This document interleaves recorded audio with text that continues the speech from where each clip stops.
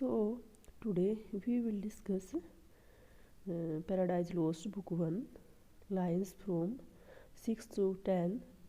Sing heavenly muse that on the secret top of Oreb or of Sinai didst inspire that shepherd who first taught the chosen seed in the beginning how the heaven and earth rose out of chaos, or if Sinai hill. So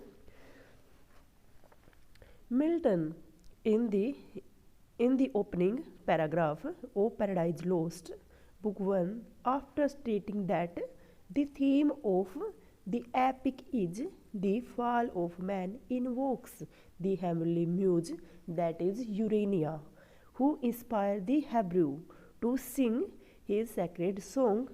So, here the poet appeals to the heavenly muse to inspire him as she inspired Moses. Who is Moses? Moses was the great leader of the Israelites and their lawgiver on the Mount Sinai.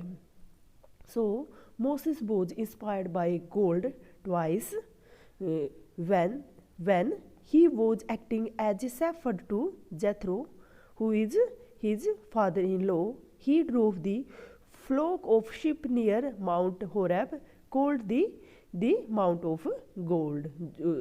The Mount Horeb is also called the Mount of Gold, and he was called up by the divine spirit to climb to the top of Horeb. Now their God appointed him as leader of Israel and commanded him to liberate them from the slavery of Pharaoh. Who is Pharaoh? Pharaoh is the king of Egypt. For the second time, Moses was inspired by God on the top of Mount Sinai. So, after the deliverance of the Israelites from the Egyptian bondage, while leading them to the promised land, Moses reached Mount Sinai and he was summoned them to the promised land. Moses reached to the Mount Sinai. So his 10 words, or the 10 commanders, which became lawgiver, his 10 words which became law to the Israelites, his favorite people.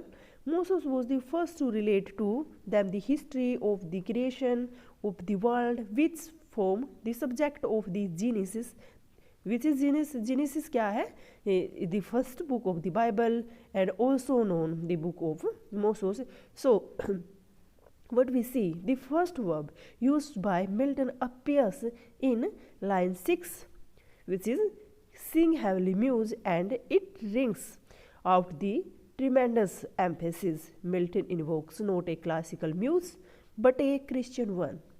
So the one which inspired Moses long ago. So here we find Milton telling us how heaven and earth rose out of chaos. That chaos should precede creation is the unorthodox view, and it is made explicit later. Milton seems to assume the function of a prophet when he chose to write an epic about creation and his later history. So Milton inspired the Hebrews to. So Milton